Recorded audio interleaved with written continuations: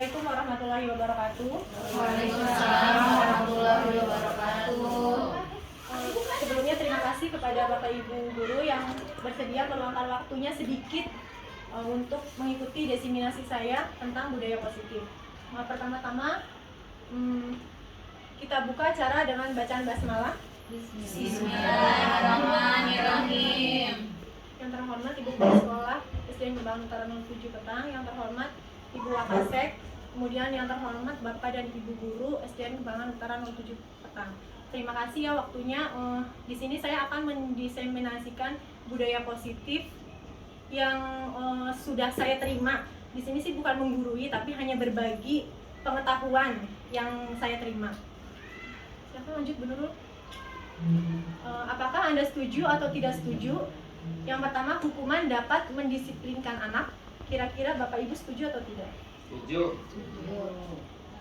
Setuju. Kemudian yang kedua, pemberian hukuman dengan hal positif seperti membaca atau membersihkan halaman sekolah dapat meningkatkan disiplin anak. Kira-kira setuju atau tidak? Tidak setuju. Membaca dan membersihkan halaman sekolah. Ya, tidak setuju. Tidak setuju. Ada yang setuju? Setuju. Membaca. Kan yang penting positif. Membaca atau membersihkan. Kira-kira Pak Helgi tidak setuju kurang kenapa? mengena ya? Karena membersihkan halaman sekolah identik dengan capek Bu anak-anak Bu.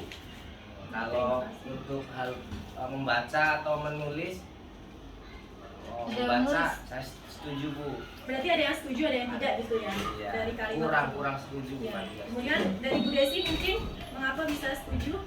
Kalau menurut saya pemberian hukuman dengan membaca itu pastinya akan membuat anak lebih aktif lagi nantinya, sehingga ketika anak salah kemudian diarahkan ke hal-hal seperti itu akan meningkatkan disiplin anak nantinya. Dan untuk seperti membersihkan halaman sekolah mungkin bukan berarti harus menyapu semua halaman ya, mungkin bisa jadi mengambil beberapa sampah yang ada di halaman seperti itu, sehingga anak-anak lebih disiplin lagi nantinya. Terima kasih Bu Desi. Kemudian yang selanjutnya, memberi penghargaan dapat meningkatkan motivasi belajar anak. Kira-kira setuju atau tidak Bapak Ibu? Setuju. Mungkin ada yang mau berpendapat? Ya, saya Bundung. Ya. Boleh. Silakan. Iya, boleh. Boleh lagi? Iya, boleh. Nah, ada namanya kalau di bahasa Inggris ada apa Bu Nurul? Punishment. Kalau anak salah dikasih punishment, hukuman. Kalau dia tidak salah atau membanggakan kita kasih reward. Itu saja. Yes, baik, terima kasih Pak Herni. Boleh selanjutnya Bu Nurul? Baik, budaya positif. Budaya positif merupakan perwujudan dari nilai-nilai atau keyakinan universal yang diterapkan di sekolah. Nah, nilai-nilai universal itu terdiri dari keadilan, tanggung jawab, kejujuran, bersyukur, lurus hati, berprinsip, integritas, kasih sayang, rajin, komitmen, percaya diri, dan kesabaran. Selama seseorang merasakan tekanan-tekanan dari lingkungan, maka proses pembelajaran akan sulit terjadi. Baik, materi hari ini yaitu tentang budaya positif, yaitu yang pertama, disiplin positif dan nilai-nilai kebajikan universal. Kemudian yang kedua, teori motivasi, hukuman dan penghargaan, restitusi. Yang ketiga, keyakinan kelas. Yang keempat, kebutuhan dasar manusia dan dunia berkualitas. Yang kelima, restitusi, 5 posisi kontrol. Dan yang keenam, segitiga restitusi. Yang pertama tentang disiplin positif dan nilai-nilai kebajikan universal. Nah, di sini ada sedikit narasi, yaitu kegiatan kepalan tangan. Boleh dipraktekkan oleh Bapak Ibu. Mungkin dengan teman sebelahnya ada yang A. Mungkin Bu Nurul bisa A. Nah, nanti Bu Desi yang B. Nah, sobeklah secari kertas kecil. Disobek secari kertasnya.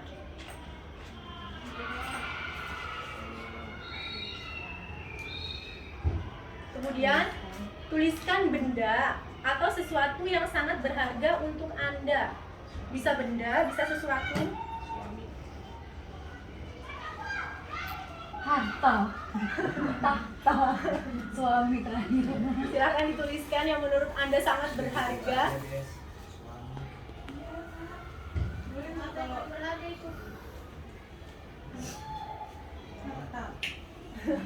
Kemudian letakkan di salah satu tangan Anda dan genggam benda atau kertas tersebut dengan segala daya. Jadi digenggam sekuat tenaga. Buatlah sebuah kepalan. Teman Anda B akan mencoba dengan sekuat tenaga. Nah, teman sebelahnya Bu Nurul akan mencoba membuka kepalan tersebut. B bisa membujuk, mengancam, menghardik, merayu, menyuap, apa saja agar dapat membuka kepalan tangan Anda. Boleh dicoba? Ya, aku coba ya. Boleh dirayu atau mengancam, menghardik. Aduh, kalau teman saya gini kayaknya saya ngerayunya kurang bisa. Coba dong, dibujuk. Desi, ayo dong, aku mau tahu di dalam ada apa. Aku mau Boleh, ini cuma buat saya aja Ya, ya. aku mau tahu. Ih, kamu buka dulu. Jangan. Nggak boleh, Bu Guru. Nggak boleh. Kasih jus. Kira-kira apa yang terjadi dengan si A dan si B? Si A bagaimana? Merajuk. Si A itu pasti akan dengan sekuat tenaga bertahan untuk mempertahankan kepalanya. Kemudian si B akan menggunakan segala cara agar bisa membuka kepalan tangan si A. Boleh selanjutnya? Nah, apakah makna disiplin? Dalam budaya kita, makna kata disiplin merupakan sesuatu yang dilakukan seseorang pada orang lain untuk mendapatkan kepatuhan. Nah, disiplin itu kita ciptakan karena kita merasa tidak nyaman ya. Nah, kemudian apa sih yang dapat kita lakukan? Apa yang kita hargai atau pencapaian tujuan mulia apa sih agar disiplin itu bisa dilaksanakan? Boleh selanjutnya Bu Nurul. Nilai-nilai kebajikan universal. Nilai-nilai kebajikan adalah sifat-sifat positif manusia yang merupakan tujuan mulia yang ingin dicapai setiap individu. Nilai-nilai tersebut bersifat universal dan lintas bahasa, suku bangsa, agama maupun latar belakang. Baik, di bawah ini ada beberapa pengertian atau teori atau nilai-nilai kebajikan universal yang bisa Bapak Ibu lihat.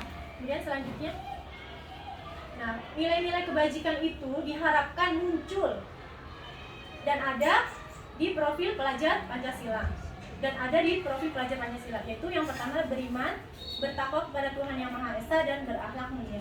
Yang kedua mandiri, bernalar kritis, berkebinekaan global, bergotong royong dan kreatif. Nah, penerapan budaya positif di sekolah kita di SDN Kembangan Utara 07. Menurut saya sih 5S ya, 5S itu sudah berjalan. 5S itu tidak hanya di kita menyambut anak, tetapi selama anak tersebut berada di sekolah kita, baik istirahat maupun anak akan pulang. Kemudian pembiasaan-pembiasaan yang sudah berjalan itu juga termasuk penerapan budaya positif.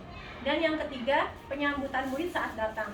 Seperti yang piket di depan itu sudah penerapan budaya positif. Kemudian yang kedua, teori motivasi, hukuman, dan penghargaan atau restitusi. Teori motivasi perilaku manusia. Untuk menghindari kenyamanan atau hukuman itu termasuk motivasi eksternal. Apa yang akan terjadi apabila saya tidak melakukannya? Nah, itu termasuk motivasi eksternal. Jadi seorang murid itu seperti tadi contohnya ya, seperti Akbar ya, Bu Ade. Nah, Bu Ade itu bukan menghukum ya, mendisiplinkan anak. Karena tadi Akbar kurang disiplin. Nah, di situ tuh Akbar ada motivasi eksternalnya. Apa yang akan terjadi apabila saya tidak disiplin atau tidak melakukan perintah Bu Ade? Nah, kemudian yang kedua, masih motivasi eksternal, yaitu untuk mendapatkan imbalan dari orang lain. Apa yang akan saya dapatkan apabila saya melakukannya? Jadi seseorang itu melakukan sesuatu karena ada hadiahnya, karena ada sesuatu yang dia inginkan. Itu termasuk motivasi eksternal.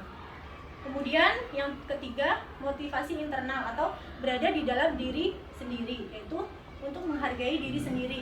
Saya akan menjadi orang yang seperti apa bila saya melakukannya. Jadi semangat apa sih yang ada dari diri anak tersebut sehingga anak tersebut bisa disiplin. Oke, selanjutnya.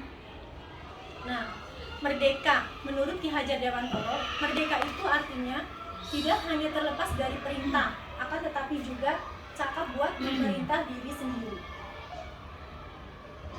kemudian dihukum oleh penghargaan. Bahwa penghargaan berlaku sama dengan hukuman dalam arti meminta atau membujuk seseorang melakukan sesuatu untuk memenuhi suatu tujuan tertentu dari orang yang meminta atau membujuk. Dorongannya eksternal dan akan ada faktor ketergantungan. Beberapa dampak dari pemberian penghargaan. Yang pertama yaitu pengaruh jangka pendek dan jangka panjang. Jangka pendeknya itu berbuat jika ada penghargaan. Jadi anak tersebut melakukan sesuatu rajin kalau ada timbal balik dari orang lain yang dia anggap, oh saya harus disiplin sama orang itu. Nah, kemudian jangka panjang, tidak sadar tindakan baik yang dilakukannya. Jadi jangka panjang ini ya bisa dibilang dari anak tersebut mulai masuk sekolah sampai yang meninggal lah gitu. Kemudian yang kedua, penghargaan menghukum atau sistem ranking.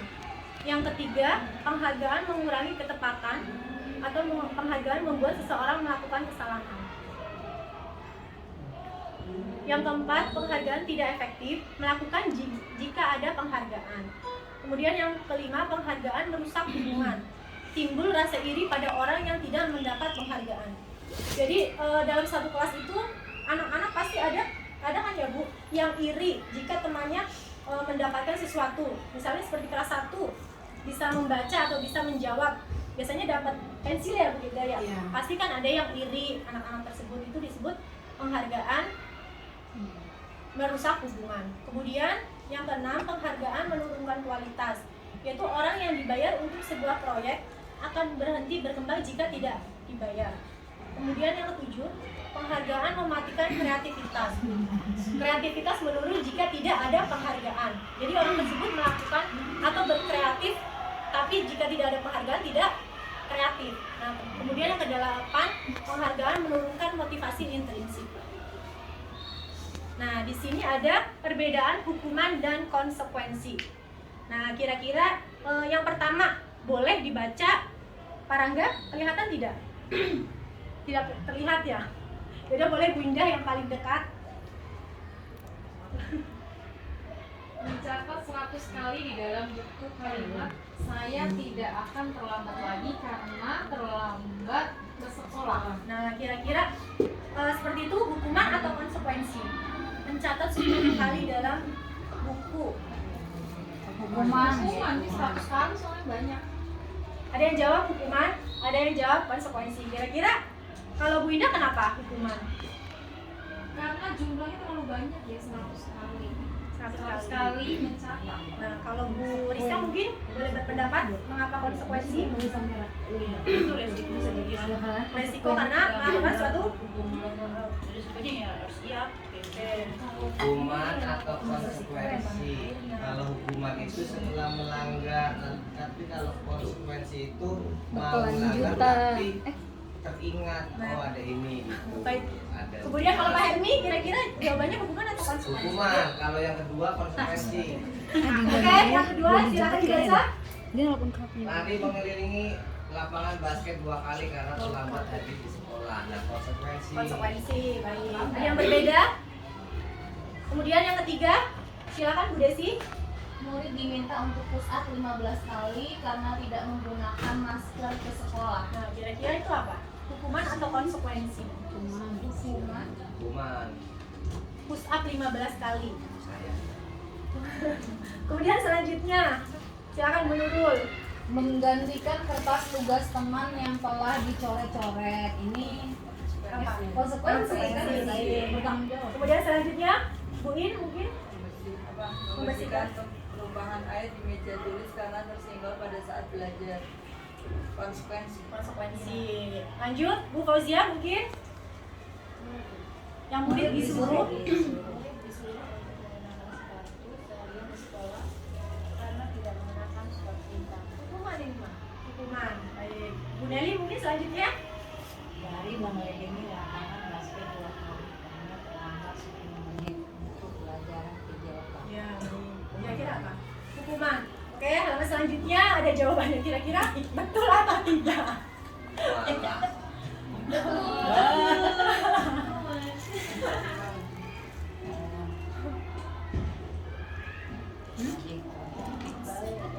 Baik, selanjutnya, nah di sini kita akan membahas tentang perbedaan hukuman dan konsekuensi. Kalau hukuman itu sesuatu yang menyakitkan harus terjadi. Jadi menyakitkan bagi anak tersebut seperti tadi. Mohon maaf, Bu Nur bisa kembali ke yang tadi. Nah, nih seperti push up, lari, kemudian menulis, kan itu menyakitkan ya, membuat anak capek. Dan itu tidak ada efek jerahnya kalau menurut saya. Justru anak tersebut akan mengulang lagi kesalahan yang sama. Boleh? Balik lagi. Nah, kemudian kalau konsekuensi, sesuatu harus terjadi. Nah, sesuatu itu konsekuensinya itu ringan dibandingkan dengan hukuman. Nah, kemudian hukuman membuat anak sakit fisik maupun hati untuk jangka waktu lama. Jadi menurut kita sih tidak menyakitkan, tapi kan kita tidak tahu hati anak itu seperti apa. Kemudian kalau konsekuensi membuat anak merasa tidak nyaman dalam jangka waktu pendek. Nah, jadi ada penyesalan anak, tapi penyesalan itu dalam jangka waktu pendek. Kemudian hukuman, anak membenci kedisiplinan. Nah, karena dihukum lari, dihukum push up, jadinya anak tuh benci dengan kedisiplinan. Kemudian yang konsekuensi itu anak akan menghargai disiplin. Nah, yang hukuman itu anak melakukannya dengan paksaan, dipaksa. Nah, kalau konsekuensi itu stimulus atau tanggapan. Dengan menulis tadi kan membuat anak menulisnya menjadi lebih rapi, seperti itu. Nah, kemudian hukuman mendorong anak menyakiti diri sendiri. Nah, hukuman itu membuat anak itu menyakiti diri sendiri, ada efeknya, efek jangka panjangnya. Kemudian untuk konsekuensi itu mendorong anak agar mudah menyesuaikan diri. Nah, selanjutnya hukuman itu konsep diri yang buruk. Kalau konsekuensi itu konsep diri yang baik. Kemudian untuk hukuman, anak belajar untuk menyembunyikan kesalahan. Nah, anak itu merasa, oh saya bersalah. Nah, kalau sudah terbiasa dengan hukuman, otomatis tidak mau mengakui kesalahannya, justru menutup-nutupi, malah bisa mencari kambing hitam, menyalahkan temannya. Kemudian kalau konsekuensi itu anak belajar untuk mematuhi peraturan. Nah, hukuman itu marah, rasa bersalah, dipermalukan, merasa tidak dihargai. Kemudian kalau konsekuensi itu kehilangan hak, dibuat tidak nyaman, diasingkan untuk sementara. Nah, apa itu restitusi? Restitusi adalah proses menciptakan kondisi bagi murid untuk memperbaiki kesalahan mereka, sehingga mereka bisa kembali pada kelompok mereka dengan karakter yang lebih kuat. Restitusi juga merupakan proses kolaborasi yang mengajarkan murid untuk mencari solusi untuk masalah mereka dan membantu murid berpikir tentang orang seperti apa yang mereka inginkan, atau tujuan mulia mereka tuh dia kepingin seperti apa sih setelah melakukan kesalahan itu, dan bagaimana mereka harus memperlakukan orang lain.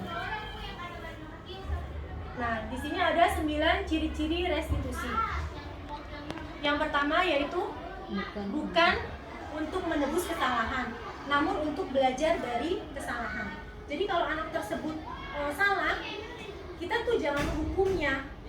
Nah, tapi harus bagaimana sih kita mencari solusi bersama-sama agar anak tersebut itu tidak mengulangi kesalahan yang sama.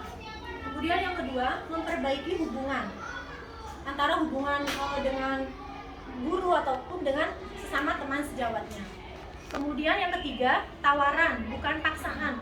Jadi restitusi itu kita menawarkan solusi, jalan, mungkin salah satu jalan untuk anak agar anak tersebut tidak melakukan kesalahan yang sama. Kemudian yang keempat, restitusi menuntun untuk melihat ke dalam diri. Jadi dengan restitusi itu kita bisa mencari keinginan anak itu seperti apa sih gitu. Kemudian yang kelima, restitusi mencari kebutuhan dasar yang mendasari tindakan. Yang keenam, restitusi diri adalah cara yang paling baik. Yang ketujuh, restitusi fokus pada karakter, bukan tindakan. Yang kedelapan, restitusi fokus pada solusi. Dan yang kesembilan, restitusi mengembangkan murid yang berbuat salah pada kelompoknya. Nah, di sini ada identitas sukses dari disiplin, yaitu konsekuensi dan restitusi. Nah, hukuman. Nah, di sini kalau sesuatu yang menyakitkan harus terjadi. Nah, konsekuensi sesuatu harus terjadi. Kemudian restitusi merupakan pilihan. Jadi kita itu kalau ada anak melakukan kesalahan itu boleh kita memilih antara konsekuensi atau restitusi. Tapi untuk saat ini restitusi itu yang paling baik untuk mengatasi permasalahan yang ada di anak murid. Boleh selanjutnya menurut. Nah, yang ketiga yaitu keyakinan kelas. Kira-kira Bapak Ibu, antara keyakinan dan peraturan kelas itu sama atau tidak?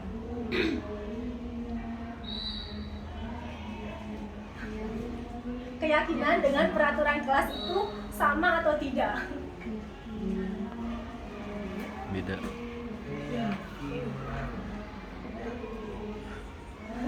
Berbeda. Beda, ya beda. Karena kalau keyakinan itu kalimat-kalimatnya positif. Nah, kalau peraturan itu ada kalimat yang negatif. Boleh selanjutnya.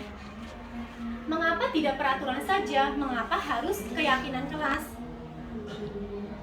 Mengapa kita memiliki peraturan harus menggunakan helm bila mengendarai kendaraan roda 2? Mengapa? Kok ada peraturannya? Coba.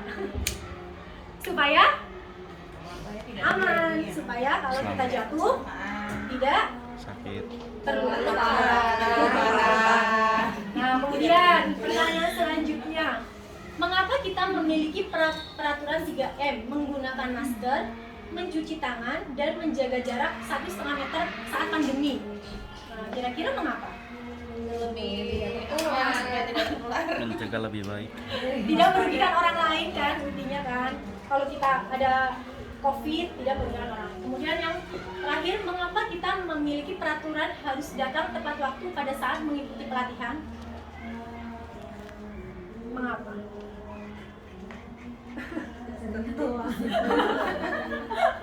Biar dapat Kira-kira tempat. kenapa kita saat pelatihan harus datang tepat waktu? Biar duduknya di belakang. Dia duduk di belakang. Agar lebih siap menerima materi. Ya, lebih siap, lebih disiplin dianggapnya ya. Nah, untuk mendukung motivasi intrinsik, kembali ke nilai-nilai atau keyakinan-keyakinan lebih menggerakkan seseorang dibandingkan mengikuti serangkaian peraturan-peraturan. Nah, itu dulu. Dari 3 pertanyaan tersebut, itu kan peraturan termasuk peraturannya. Nah, kita bisa menarik nilai-nilai universalnya. Nah, kira-kira kalau yang pertama itu nilai-nilai apa? Mematuhi peraturan. Nilai keselamatan. Keselamatan bisa. Patuh terhadap rambu lalu lintas juga bisa ya. Nah, kalau yang kedua kira-kira nilai apa? Keselamatan. Kemudian yang terakhir datang tepat waktu. Jadi dapat kita simpulkan ya, kalau peraturan itu lebih panjang atau lebih ada kalimat negatif, tapi kalau keyakinan itu lebih simpel dan itu harus kalimat positif. Bagaimana pembentukan keyakinan kelas? Nah, yang pertama lebih abstrak daripada peraturan. Kemudian yang kedua sedikit tapi lebih bermakna. Yang ketiga berupaya pernyataan universal. Yang keempat kesepakatan semua warga. Yang kelima sesuai dengan kondisi kelas. Kemudian yang keenam dibuat dalam bentuk positif. Nah, keyakinan kelas antara, misalnya saya kasih contoh antara 4A dan 4B pasti berbeda karena disesuaikan dengan kondisi kelas masing-masing. Selanjutnya Bu. Nah, di sini ada peraturan dan keyakinan kelas. Nah, dari peraturan itu selalu kembalikan buku ke tempatnya. Kira-kira keyakinan kelas yang bisa kita ambil itu dari kalimat tersebut apa ya? Selalu kembalikan buku ke tempatnya.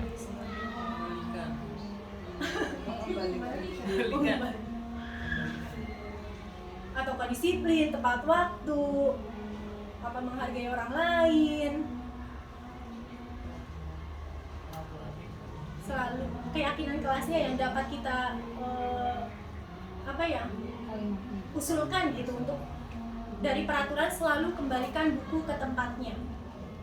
Buku dikembalikan ke Kayak Ayo lebih disiplin. iya, kalau keyakinan kelas itu kalimatnya lebih pendek tapi bermakna gitu. Bisa satu Kalimat. satu kata bisa dua kata.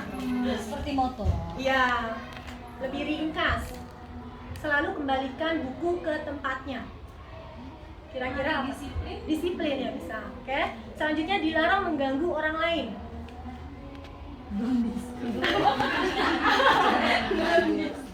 Kira-kira apa?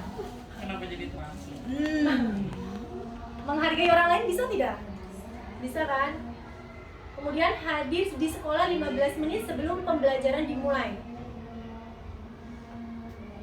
Nilai universal apa ya? Tepat waktu bisa. Dilarang melakukan kekerasan. Bullying. Dilarang melakukan kekerasan. Ramah. Jangan berantem. Menghargai orang lain kira-kira bisa tidak? Bisa kan? Dilarang menggunakan narkoba. Waduh, kenapa kayak ini? Berat. Tersindir. Ini bukan siswa kali. Kesehatan mungkin ya. Ini kan bisa di SMP atau SMA apa? Kesehatan bisa. Bergantian atau menunggu giliran. Antri. Gunakan masker. Jagalah kesehatan. Jaga kesehatan bisa. Jangan berlari di kelas atau koridor. Apa Silahkan tertib ya. Tertib. Oke, selanjutnya teman-teman. Nah, di sini dari peraturan-peraturan yang ada kita bisa ubah menjadi keyakinan kelas dengan kalimat yang lebih positif. Nah, selalu kembalikan buku ke tempatnya. Itu tanggung jawab. Tanggung jawab suruh ngapain?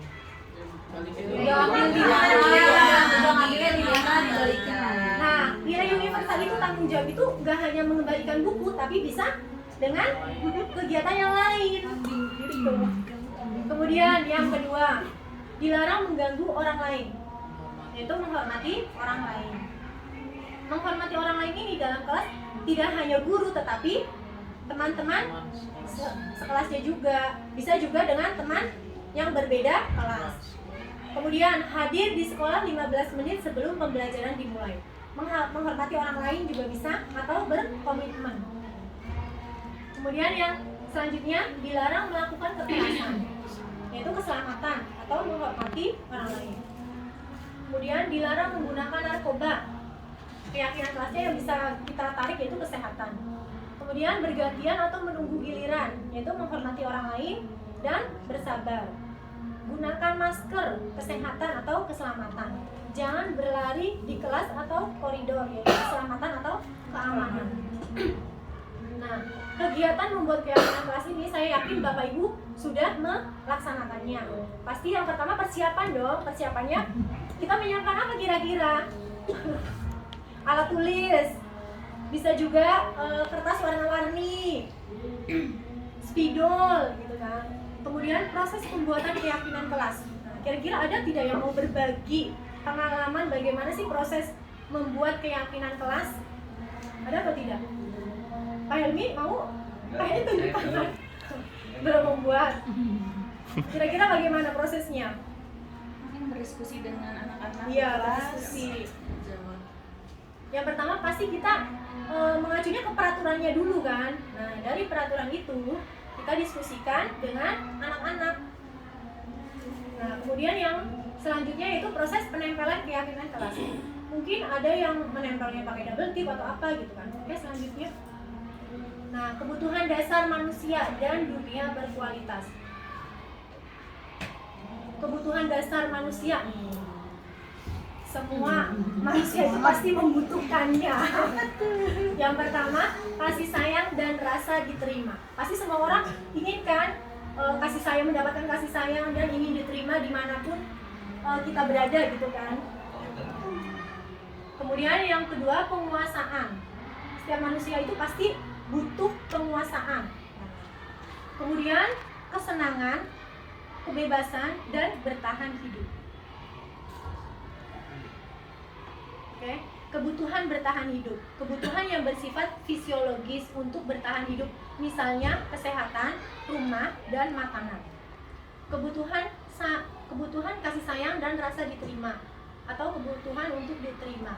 Kebutuhan psikologis untuk disayangi dan diterima, meliputi kebutuhan akan hubungan dan koneksi sosial, kebutuhan untuk memberi dan menerima kasih sayang, dan kebutuhan untuk merasa menjadi bagian dari suatu kelompok. Kemudian kebebasan atau kebutuhan akan pilihan, kebutuhan akan kemandirian, otonomi, memiliki pilihan dan mampu mengendalikan arah hidup seseorang. Kemudian yang selanjutnya kebutuhan penguasaan atau pengakuan atas kemampuan. Kebutuhan ini berhubungan dengan kekuatan untuk mencapai sesuatu, menjadi kompeten, menjadi terampil, diakui atas prestasi dan keterampilan kita, didengarkan dan memiliki rasa harga diri. Kemudian yang terakhir kesenangan atau kebutuhan untuk merasa senang, kebutuhan untuk mencari kesenangan, bermain dan tertawa. Bayangkan hidup tanpa kenikmatan apapun betapa menyedihkan. Oke, selanjutnya di sini ada 5 posisi kontrol. Nah, 5 posisi kontrol guru ini ada 5 ya, yaitu penghukum, pembuat orang merasa bersalah, teman, pemantau, dan manajer. Nah, guru berbuat, kalau penghukum itu menghardik, menunjuk-nunjuk, menyakiti, dan menyindir. Kalau pembuat orang merasa bersalah itu berceramah dan mengatakan seharusnya Akbar seperti ini, ibu kecewa dengan perbuatanmu. Itu contoh pembuat orang merasa bersalah. Kemudian kalau kita memposisikan kita sebagai teman, yaitu membuatkan alasan-alasan untuk muridnya. Nah, untuk pemantau, menghitung dan mengukur. Kemudian manajer mengajukan pertanyaan-pertanyaan. Kemudian untuk motivasi guru berkatanya, kalau menghukum itu, kalau kamu tidak melakukannya, atau awas ya, rasakan, itu bang hukum. Nah, kalau pembuat orang merasa bersalah itu, kamu seharusnya, kamu sudah tahu. Kemudian ibu, maaf itu apa ya? Ibu lelah sekali mengatakannya, ibu stres, itu contoh pembuat orang merasa bersalah. Kemudian kalau posisi kita sebagai teman, ayolah lakukan demi ibu. Masa kamu tidak mau? Ingat tidak ibu, ingat tidak ibu pernah bantu. Jadi posisi kita sebagai teman. Kemudian sebagai pemantau itu apa sih peraturannya? Nah, sebagai manajer itu apa yang kita yakini? Apa yang bisa kau kerjakan untuk memperbaiki masalah ini? Kemudian dari hasilnya itu, kalau kita memposisikan sebagai penghukum, pasti anak tersebut akan memberontak. Nah, kalau untuk pembuat rasa bersalah, anak tersebut akan menyembunyikan, menyangkal atau berbohong. Kemudian kalau teman itu ketergantungan karena merasa gurunya itu bestinya, gitu kan. Nah, kemudian kalau pemantau menyesuaikan diri bila diawasi. Kemudian yang manajer itu menguatkan pribadi. Nah, yang selanjutnya kaitan dengan dunia berkualitas. Murid meletakkan guru di luar dunia berkualitas. Jadi murid itu menganggap guru ya udah dia menghukum saya, dia tidak ada di dunia saya yang berkualitas, gitu kan. Kemudian kalau membuat orang bersalah itu, murid meletakkan guru di dalam dunia berkualitas, masih menganggap guru tersebut ada. Kemudian kalau teman, murid meletakkan guru di sebagai orang yang sangat penting di dunianya. Jadi murid itu menganggap kita teman dan penting. Kemudian kalau pemantau, murid meletakkan guru, peraturan dan hukum di dunia berkualitas. Dan selanjutnya manajer, murid meletakkan dirinya sebagai individu yang positif dalam dunia berkualitas. Nah, kalau dari penghukum itu, murid akan berkatanya, biarkan saja, nanti juga marah-marah lagi. Nah, kalau dari pembuat rasa bersalah, murid akan mengatakan, maafkan saya. Kemudian kalau posisi kita sebagai teman, saya pikir bapak atau ibu teman saya, ternyata begitu. Nah, kemudian kalau pemantau, berapa banyak bintang yang saya harus peroleh, berapa halaman yang harus saya tulis. Nah, kalau manajer, bagaimana caranya saya bisa memperbaiki keadaan, dampak bagi murid kalau posisi kita sebagai penghukum, yaitu mengulangi kesalahan. Nah, kalau posisi kita pembuat rasa bersalah, merasa rendah diri murid tersebut. Nah, kalau posisi kita sebagai teman, anak tersebut dampaknya akan lemah, tidak mandiri dan ketergantungan. Kalau yang pemantau menitik beratkan pada sanksi atau hadiah untuk dirinya. Kemudian kalau manajer mengevaluasi diri, bagaimana cara memperbaiki diri. Nah, dari 4 posisi kontrol guru yang sudah saya sampaikan, kira-kira yang paling ideal yang mana? Apakah penghukum, membuat rasa bersalah, teman, pemantau, atau manajer?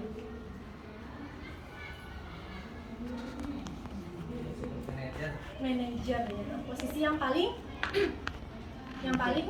baik, karena dari posisi manajer itu kita bisa membuat anak itu bisa menghargai diri sendiri. Oke, selanjutnya segitiga restitusi. Segitiga restitusi itu yaitu proses yang dijalankan oleh guru atau orang tua agar dapat menghasilkan murid atau anak yang mandiri dan bertanggung jawab. Segitiga restitusi ini bisa diterapkan di sekolah maupun di rumah. Jadi menurut saya itu sangat penting loh Bu, mohon maaf ya Ibu Wakasek, untuk sosialisasi tentang segitiga restitusi kepada orang tua murid juga. Nah, segitiga restitusi itu yang pertama itu kita validasi kebutuhan, kemudian menanyakan keyakinan dan menstabilkan identitas. Boleh selanjutnya? Nah, yang pertama itu langkah yang pertama, menstabilkan identitas. Untuk membuat anak yang merasa gagal karena berbuat salah menjadi positif terhadap dirinya. Guru bisa berkata, berbuat salah itu hal yang manusiawi. Tidak ada manusia yang sempurna. Bapak, Ibu juga buat salah. Kita pasti bisa menyelesaikan permasalahan ini. Bapak, Ibu tidak tertarik untuk mencari tahu siapa yang benar, siapa yang salah. Bapak Ibu lebih tertarik untuk menyelesaikan masalah. Kalau kamu menyalahkan dirimu sendiri terus-menerus, apakah kamu bersikap baik pada dirimu? Nah, kalimat-kalimat ini bisa kita utarakan atau kita sampaikan kepada anak-anak ketika anak-anak tersebut berbuat kesalahan.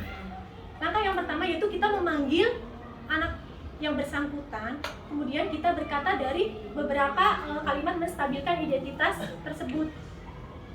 Boleh selanjutnya? Kemudian langkah yang selanjutnya yaitu validasi kebutuhan, yaitu membantu murid mengenali kebutuhan dasar yang ingin dipenuhinya ketika melakukan kesalahan itu.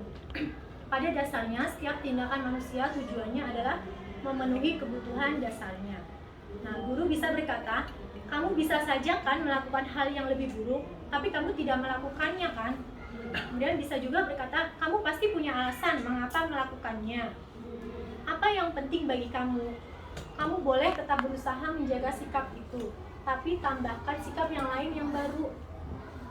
Maukah kamu belajar cara lain untuk mendapatkan yang kamu butuhkan tanpa harus memukul? Kemudian yang terakhir, apakah kamu bisa melakukan dengan lebih baik besok lagi? Nah, kemudian yang terakhir yaitu tahap menanyakan keyakinan. Anak melihat kesalahannya dihubungkan dengan norma sosial dan nilai-nilai yang mendasari manusia berinteraksi dengan orang lain. Dari menanyakan keyakinan, guru bisa berkata, apa nilai yang kita percaya di sekolah atau di kelas atau sekolah kita? Nilai-nilai universal apa yang telah kita sepakati? Kelas yang ideal itu seperti apa sih? Kamu ingin jadi anak seperti apa? Apa yang kamu rasakan ketika kamu melakukan itu? Kamu menjadi orang yang seperti apa? Nah, dari awal kita bercakap-cakap dengan anak, nah, yang terakhir itu kita bisa menanyakan keyakinan. Bisa juga kita menanyakan perbuatan yang kamu lakukan itu sudah sesuai belum sih sama keyakinan kelas yang kita bikin? Nah, bisa juga seperti itu. Boleh selanjutnya, nah, refleksi. Hal baru apa yang mengubah paradigma saya yang saya dapatkan? Nah, kira-kira dari Bapak Ibu yang sudah mengikuti dari awal sampai akhir, kira-kira hal baru apa sih yang mengubah paradigma atau pemikiran Bapak Ibu? Terus apa yang Bapak Ibu dapatkan dari diseminasi yang saya laksanakan? Tadi mengenai restitusi. Kemudian pemberian hukuman, baiknya bagaimana restitusinya, kemudian segitiga restitusi, Terus posisi kita sebagai posisi kita sebagai penyelesaian masalah ini, ya, bagaimana menyelesaikan jika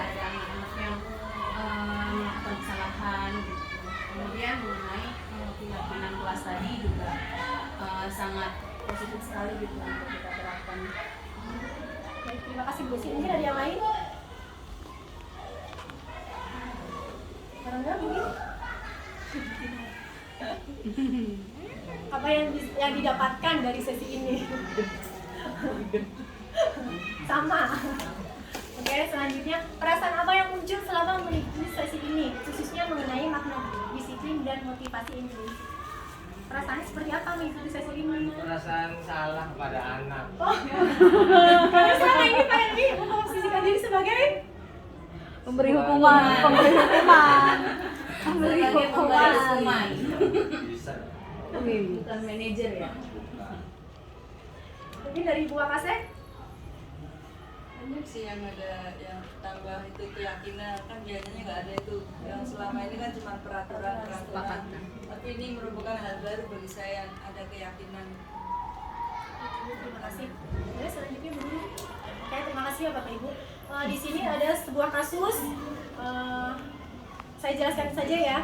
Jadi ada anak lah, salah satu anak di sekolah tersebut yang sering bolak-balik ke toilet pada jam mata pelajaran lain. Bisa. Serangga ya.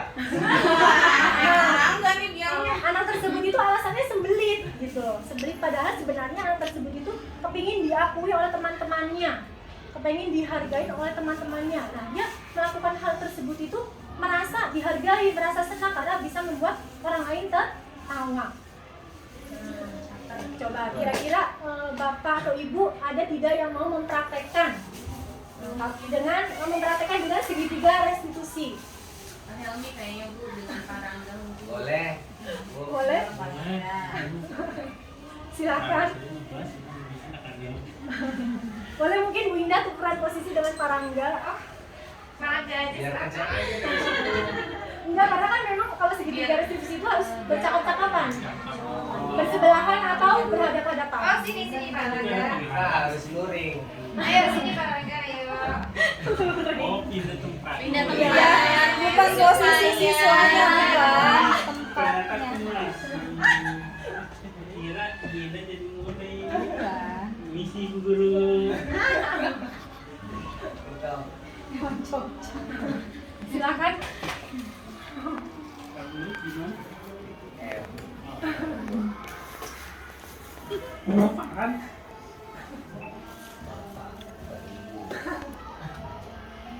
Assalamualaikum Bapak.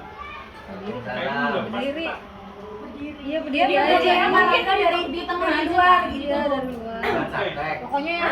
Baca. Ya nggak apa-apa boleh. Soalnya Kalau tahu-tahu mungkin kurang banyak dari luar lagi istirahat. Kayak role play. Role play. dia mau ini Pak. Tutup Dia kali ya? mau lihat inian. Mau lihat kita acting. Iya, biar ngasih lo. Tunjukkan dong Biar kelihatan. actingmu. Oh, iya. Assalamualaikum Bapak. Waalaikumsalam warahmatullahi wabarakatuh. Silakan duduk, Rangga.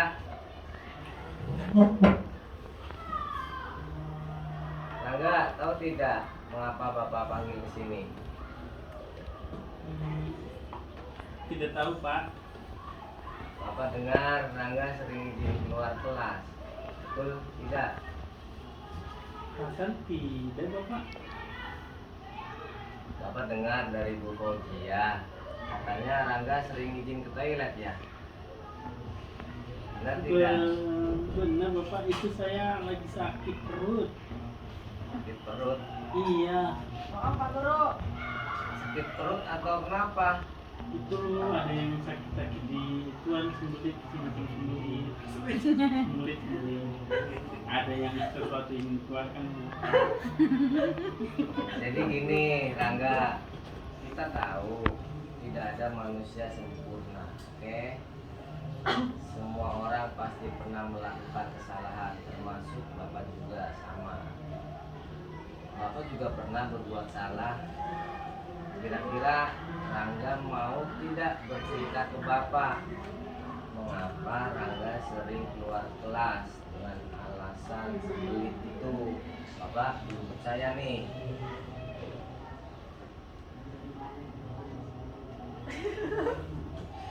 Oh, saya senang Pak. Jadi gini Pak, ketika saya keluar teman-teman jadi ketawa Pak, jadi banyak yang tertawa ketika saya pergi ke toilet. Jadi saya merasa senang seperti itu. Oh gitu. Terus apa lagi? Saya melakukannya lagi karena membuat teman-teman senang. Saya bolak-balik sehingga teman-teman tertawa terus. Oh, ada lagi tidak alasannya? Saya nyari perhatian kepada Bu Kopdia. Saya di rumah tidak mendapat perhatian. Saya di rumah tidak ada perhatian dari Pak Helmi juga. Masya Allah. Kenapa kok perhatiannya ke guru dengan cara seperti itu? Kira-kira Rangga melakukannya sesuai dengan kesepakatan kelas atau tidak? Dengan Rangga keluar kelas terus menerus? Tidak Pak, karena ya tidak, saya melanggarnya. Kesepakatan kelas apa yang Rangga langgar? Coba. Kedisiplinan dan tanggung jawab. Nah, Rangga mau tidak memperbaiki sikapnya? Siap Pak, saya tidak akan melakukan kesalahan itu lagi. Mulai kapan? Ayo, kira-kira Rangga tidak mengulanginya lagi. Mulai hari ini, waktu ini, detik ini. Baik. Bapak percaya Rangga akan memperbaiki sikapnya. Mudah-mudahan kedepannya Rangga menjadi lebih baik lagi ya. Siap Bapak, terima kasih. Oke, silakan Rangga melanjutkan istirahat kembali. Terima kasih juga ya. Siap Bapak, terima kasih. Permisi, assalamualaikum. Salam. Salim dulu sama Bang Guru. Aduh, Bapak, gimana dong Pak?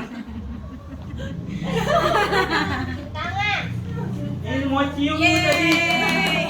Baik, terima kasih ya Pak Rangga sama Pak Helmi sudah mempraktekkan segitiga restitusi. Jadi kalau ada anak berbuat kesalahan itu sebaiknya kita jangan menghukum, tapi memanggil anak tersebut, kemudian menanyakan, mengkonfirmasi, kemudian meminta anak tersebut untuk menceritakannya. Mengapa sih bisa melakukan hal tersebut? Nah, dari kesalahan-kesalahan yang anak lakukan, kita simpulkan, kita kembali lagi ke keyakinan kelas yang sudah kita bikin, apakah sudah sesuai atau mereka melanggar, seperti itu. Nah, diharapkan dari segitiga restitusi itu penyelesaian masalahnya itu akan membentuk karakter anak, akan kepribadian anak itu akan lebih baik lagi, akan terbentuk. Terima kasih ya Bapak Ibu atas waktunya. Apabila ada salah saya mohon maaf. Wassalamualaikum warahmatullahi wabarakatuh. Waalaikumsalam warahmatullahi wabarakatuh.